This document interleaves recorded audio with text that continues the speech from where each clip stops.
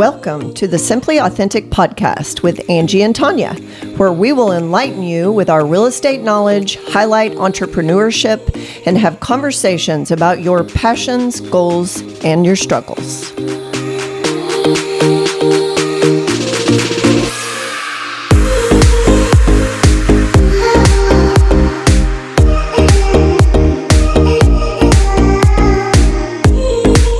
Hello, everyone, and welcome back to the Simply Authentic podcast. I'm Angie Mullings. And I'm Tanya Murfin. Friendships, connections, finding your tribe or your girl gang, whatever you want to call it, we all need it. We weren't supposed to go through this life all alone and without the support of others. So we yearn for others like ourselves. Our people, the people we trust and feel safe with, people who will back us no matter what, just because they believe in us. How do we find them? If we've been burned, how do we trust again? How do we get rid of the toxic to make room for the healthy? So that's kind of what we're going to talk about today.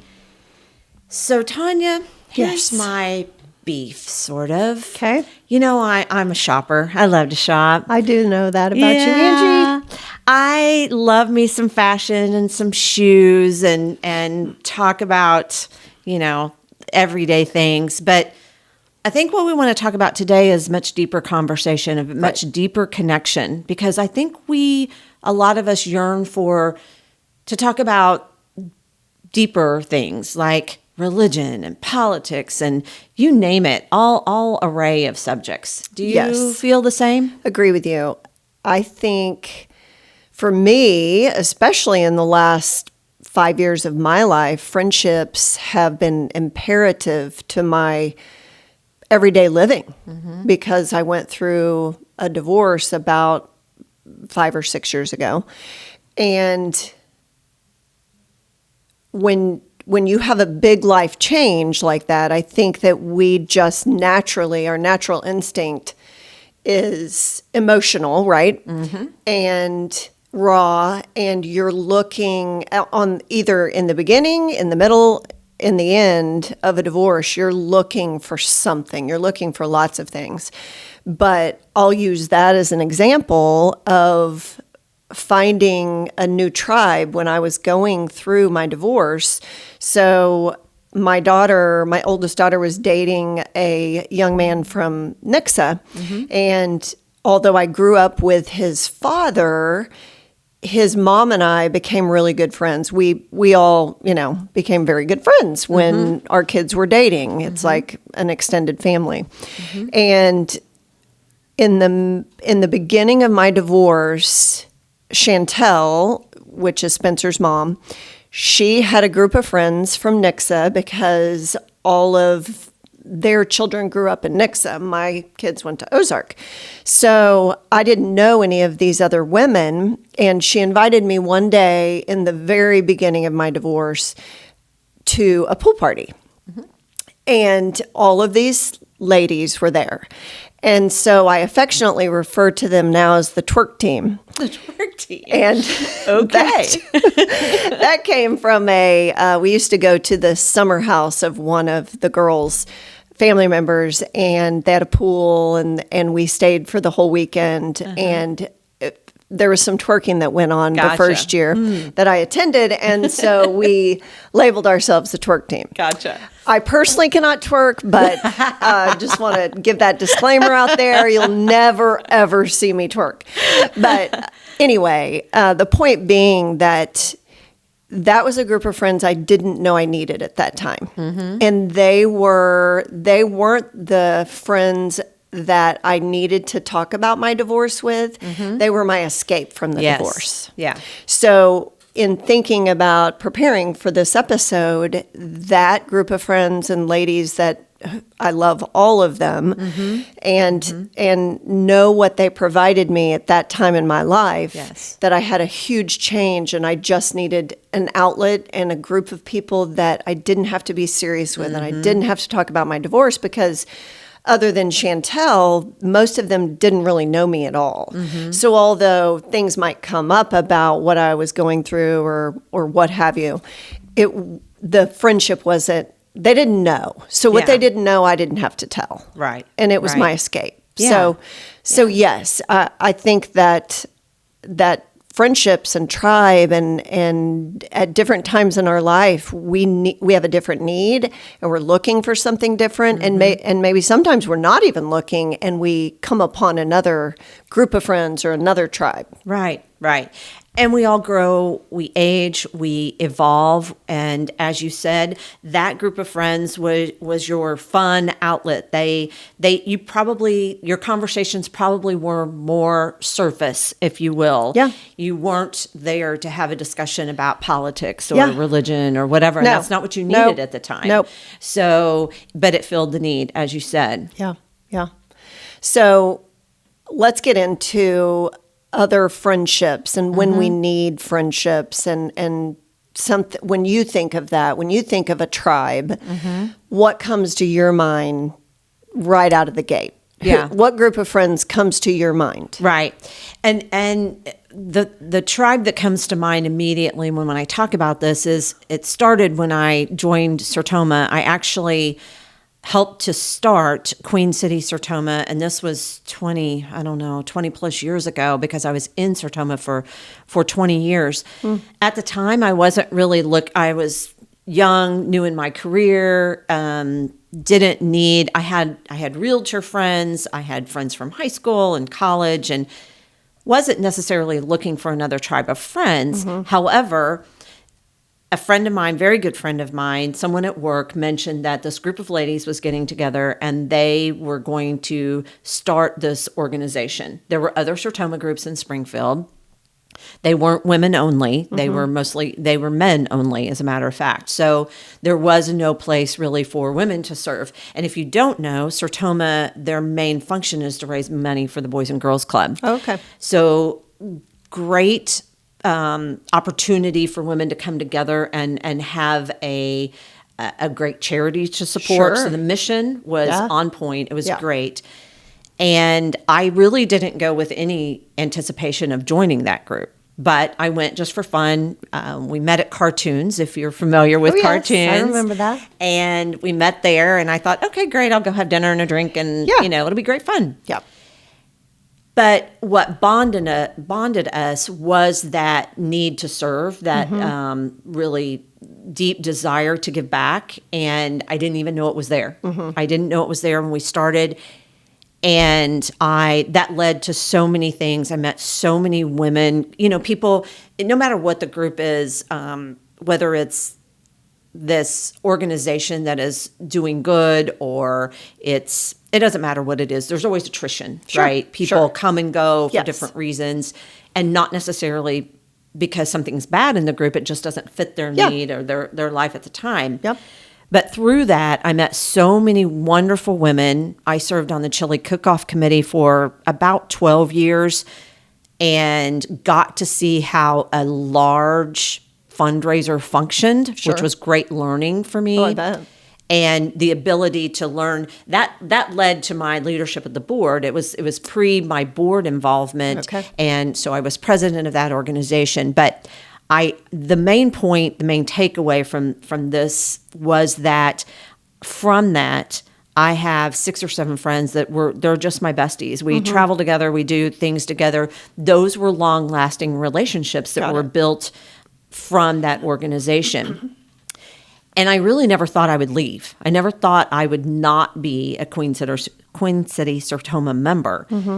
But again, we evolve, we change, and at some point, still a great organization. I still support everything that Sertoma does, but it just wasn't right for me anymore. There were other challenges, other things I needed to do, and so I left the tribe. It was hard because again, we met every Monday night. It was part of my routine. Right. I was going to this. I knew I'd be surrounded by a bunch of great women, and yet there was still something missing. So I needed to move on. I needed to do something different. And so as hard as it was, again, I just had to cut ties. Again, still support, but cut ties from that. So what do you think age had to do with that? So if you started it when you were 30-ish. 30-ish probably. Okay. Yeah. Yeah. And then you, at the end of it, the last 12 years, you had helped with the chili cook-off. You're a 30-year-old Angie. Yeah. And yeah. a 40-year-old Angie and a 50-year-old Angie. Right. Those are different ladies. Absolutely. In my view, and I say that based on myself. Yeah. Because those women of my past compared to who I am today, totally different person, Yeah. different Tanya. So Yeah. how much do you think age had to do with age, and who you were had to do with I need to close this chapter and move? Right. Absolutely. Probably 100%. Yeah. I didn't own a business realtors are entrepreneurs. Yeah. So even if you don't own a brokerage, you're still an entrepreneur. You own your own business. Yeah. But as a broker, we have more responsibilities. We have people that we have to answer to. And I wasn't that when I got started. Sure. I think I needed a different challenge. There's always got to be something. I can't just do work. Yeah. I've got to do something else. I've Yeah. got to give back. I've got to participate in something. I've always been like that. So I think at the time I thought I'd outgrown that group. Honestly, I think I need a different challenge. I've done everything I can for this group. True. Yeah. I've given as Yeah. much as I can to this group. So now it's time for me to go find a different tribe. Yeah. And that's what led to my leadership. I guess they crossed paths a little bit. They overlapped a little bit, but really in terms of the leadership roles I took on at the board, they came after. Okay. So I needed a different tribe. Yeah. And I went and found one. So do you think that you ever morph into someone different depending on which friend group you're with? Oh, absolutely.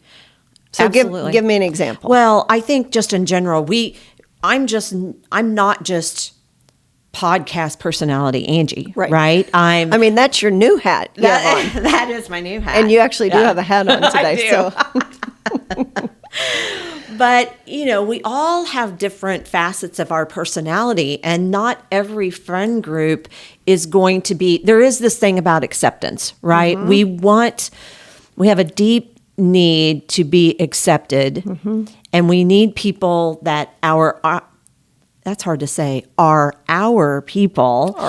Yes. People, so that we know that we're in a safe space. Yes. We can say what we need to say. We can ask questions to grow ourselves, and maybe you know something better than some topic better than I do. And the only way for me to get more knowledgeable about that is to ask questions. Right. But I've got to be in a safe space and feel like I won't be rejected if I ask the question. Right. So in terms of morphing, I think we all do that. I think we feel like it may be a response that we feel like we have to make, again, coming back to rejection. If we don't morph into the right person for this group. Yeah. And I think that's okay to some degree. I also think that there's times when that in itself is toxic. It's not the right, if you have to morph yourself so much to fit into a group, is it worth it? Are you really being yourself? You're not and being genuine. your authentic self, for No, sure. you're not. Yeah. I think that in our business, in that world, we often have to come and sit at the table, especially using the leadership at the board as an example. You wear your professional hat in, right? Right. Depending on why you're there and what you're doing while you're there, Right. if it's a board meeting, you're walking into, a large table of 12 seats and you're conducting business. Right. So you wear a certain hat in there. And so whoever's at that table might be a tribe of sorts, but it's not one you gathered together. It's one that someone else By or an circumstance. organization, has Right. gathered together. Right. So I think that in our profession, we often do walk in the door with our professional hat on, and it might not be like funny Tanya or Right. have a good time Tanya or raw Tanya. Right. It's just whatever we need to be in that circumstance. Right. But in terms of friendship, you automatically are just someone else when it comes to sitting around a table with your friends. Right. So I think to your point of morphing into someone else, sometimes professionally that's what we have to do.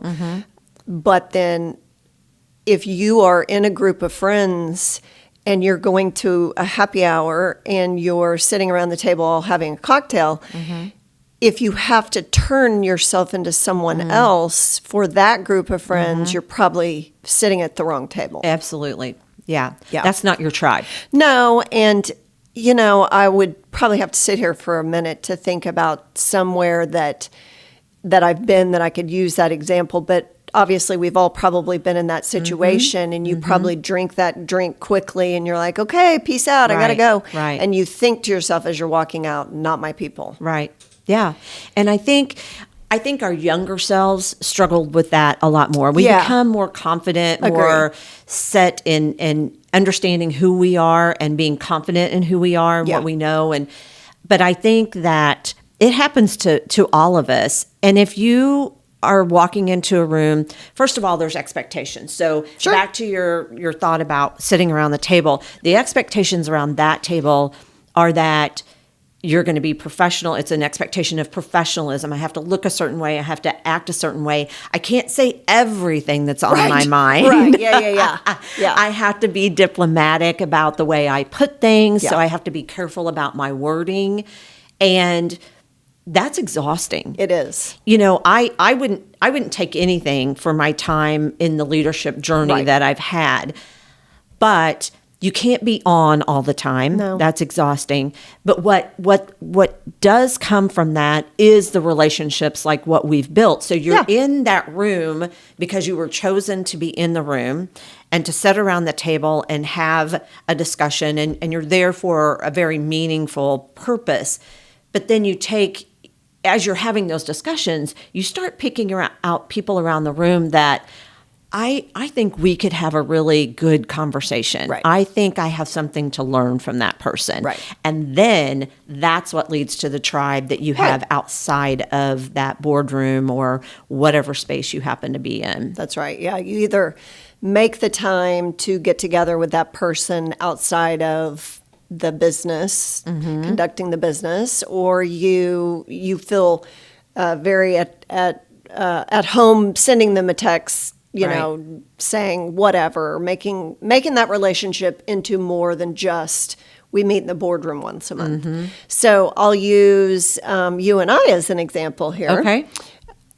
When you and I met each other, we didn't know one another, and we sat at the same table for years, what it ended up being for probably 5 or 6 years, maybe. Yeah. And I would say it took me several of those years from my perspective to get to know you well enough where I knew that I could send you that text or call you afterwards and say, hey, I have some additional thoughts on this. What do you think about that? Right. I think that you and I are a lot alike in that we probably aren't out searching for new friendships all the time. Right. We're at an age that we are hesitant probably to take on new friendships because we just don't have the time for it. Right. Yeah. And by that, I mean friendships that involve more than just going to a meeting and leaving and, Right. So by our volunteerism, we ended up in the same places over and over and over. So the once a month board meeting turned into a couple of events that we ended up at, and hey, save me a seat, and and us just getting to know each other more on a friendship level. But I still think that it took us several years to call ourselves friends. Maybe is that too strong? No, I think I agree with that. Yeah. However, I will say about you that you don't speak unless there's something smart or worth saying. You're not going to open your mouth unless you have a logical thought to whatever the discussion is. Otherwise, you keep your mouth shut. Yes. And I think that my emulating you maybe as I was coming up that leadership trail behind you, not that I was always blabbing out what I was thinking, because that's just not me, but I did learn the difference between being conservative with what you have to say versus just asking questions or saying something just to be saying something. Right. And to know when's the right time. So Right. I think the way you carry yourself and the way you conduct business and then the way that we're friends now, there was a respect built over time. So I think that that's another way. You're not going to be immediate friends with everybody, Right. nor do you need to be. No. But it's No. another way that you have to work yourself into a friendship sometimes. Yeah. Yeah. And I think that, again, we live in a society where we want instant gratification, right? So if you, and I'll make a couple of points about that. I whether it's leadership or friendship or what it is, I think there's something to be said for just the art of listening. Oh, yes. And I learn so much when I listen. Yes. And I think that's what a lot of people, if a friend comes to me with a problem, I don't think they're looking to me to solve the problem. They may want some sort of a recommendation Sure. or something like that. But really, I just think they want an ear. They want a shoulder. They want an ear. And you're a good listener. And that's what I think that was developed over time. Yeah. And I honestly think I developed that in the boardroom. Yeah. And if you no slam against men, because I love me some men, but when you sit in a room full of men, they really want to be, there's something about them, maybe it's testosterone, I don't know what it is, but Probably. they want to be the one, they need to speak. They have Right. an innate need to speak. And even if it's already been said, like if they don't say something at that table, Right. they're the weak link. Yeah. And I never thought that. I never thought if I sit here and don't say something, I never thought I'm the weak link. Right. If I don't have something of value to contribute, why would I open my mouth? I can Right. sit here and nod my head and say, that tells them I agree. Right. I don't have to say something. No. And I think there's power in that. And agree. the other thing I think that says, again, whether it's in a leadership role or friendship or whatever it is, I think if you're not the person who always has something to say, when you do say something, it holds a lot more weight. Yes. And I think that's why I liked you, because you didn't speak unless there was something to say of value. Yeah. So Yeah. I knew we could be fast friends. Yeah. And here we are. And here we are. So we've talked a little bit about the expectation of friendship. Yes. The expectations that some people put on us, and either we don't live up to their expectation, or it's too much pressure and we need to get out of that. Or we recognize that it's not the girl gang or tribe for us. And sometimes we're so intricately laced together that it's really hard to get rid of that toxic, and it doesn't even have to be really toxic. It may just be, again, that you've outgrown it. You've morphed into Sure. something else. Sure. You need something else from a friend group. And I think that takes courage. Yeah. It takes courage to leave, because then that maybe means that you're alone. Yeah. Yeah. So what friends are you going to go Hang out shopping with and- on Saturday? Yeah. You saying that reminds me of a podcast that I was listening to this week, and there's an author, her name's Erin Falconer, and she wrote the book, How to Break Up with Your Friends. Oh, great. And I've not read the book, but in this podcast, she was talking about it, and she labels in the book that there's 8 or 10 types of friends. Okay. So she names a couple of the types. Legacy friend, so that would be a friend that you grew up with, probably, and yes. has known you since you were a very young age. They know all your high school sneaking out stories, and that would be a friend that just might know you best at a younger age. Maybe they don't know you best now at this age. Right. The fixer friend. So you have a problem, you call the fixer friend because you know that he or she is going to have all kinds of solutions they're going to throw at you, and one might stick. You have the creative friends. So if you have an idea, spitballing, hey, I've got this new idea, I want to start this new business, or I'm going to start teaching my child how to potty train. What do you think about this? What do you know? A nurturing friend when you're just having a terrible time or a terrible day. You need to vent, and you need somebody to give you a hug and cheers you and say, amen, sister. Yeah. The fun friend, the friend you call to have fun. You don't need to talk about anything heavy. You need to go out and have a great time and maybe not think or talk about the topic. Right. So I found it interesting that she labeled all the friends, and it made me start thinking about different friendships that I have with people and what I would maybe label them.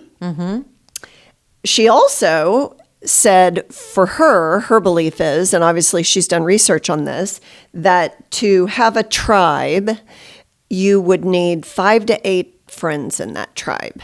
So there would be a larger number than 5 to 8 might be too many, right? Because you get too many opinions. Right. And that it would depend on if those people were introverts or extroverts. So you could have 3 people in a tribe, or you could have 8 people in a tribe. According to her research, it takes 200 hours to form a close, intimate friendship. Interesting. You believe that? I believe that. I believe that if, again, depends on what you're looking for, right? True. But you use the words close, intimate friendship, right? Yes. I absolutely think that. Especially, I think we tend to be a little guarded, and again, letting ourselves be our authentic selves. It's going to take a minute to let somebody in enough to have that deep connection. Agree. Yeah. And I think at different times in your life, kind of like I referenced in the beginning, you're looking for a different type of friendship. So in high school, you have your friends, right? Yeah. You have your group of friends, depending on how... And it's luck of the draw, right? It's whoever you're there with. Yeah, exactly. Whoever you've grown up with, whoever's there. Then you move on to college, and you're going to make new friends, right?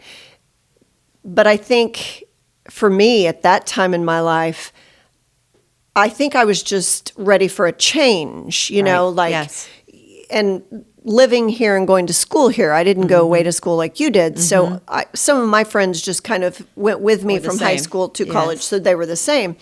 But I worked at Trotter's in Springfield. You remember that? Yeah, I do. And there were lots of fun girls that worked there, and I'm still friends with some of those girls. So that becomes your, quote, your college friends, because you met them when you were in college, right?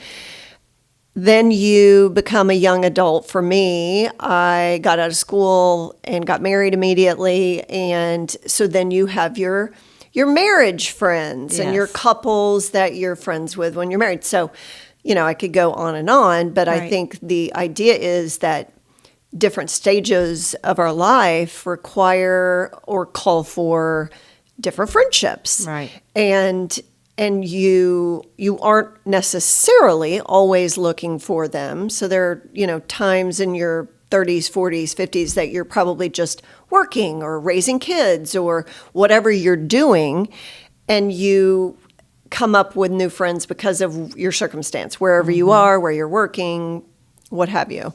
So do you agree with that the different times in your life really are what give you those different groups of friends and those different tribes? Absolutely.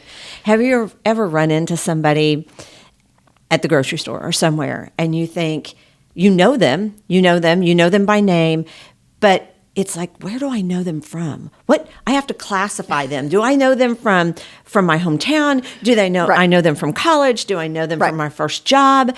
And you know them. So yeah, absolutely. Yeah.